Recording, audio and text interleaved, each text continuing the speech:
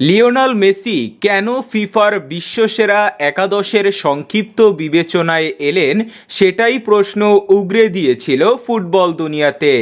এই প্রশ্ন উঠেছিল আরেক মহাতারকা ক্রিস্টিয়ানো রোনালদোকে নিয়েও। অবশ্য চূড়ান্ত একাদশে নেই দুজনের কেউই।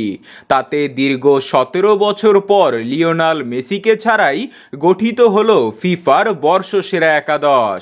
2006 সালের পর এই প্রথম ফুটবলারদের ভোটে নির্বাচিত বছরের সেরা একাদশে নেই আর্জেন্টাইন মহাতারকা।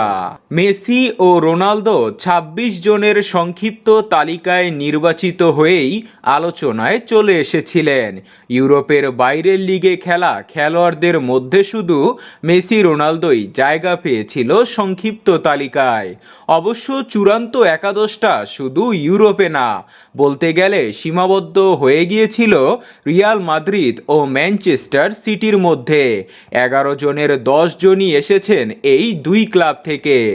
একাদশে জায়গা পাওয়া অন্য খেলোয়াড়টি লিভারপুলের ভার্জিল ভ্যান ডাইক। রিয়ালের 6 খেলোয়াড়ের মধ্যে আছেন সদ্য ফুটবল থেকে অবসর নেওয়া টনি ক্রুস।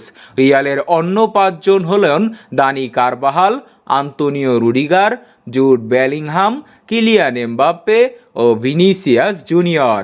এদের মধ্যে এমবাপ্পে অবশ্য শুরুর দিকটা পার করেছেন প্যারিস সেইন্ট জার্মানের মাঝে।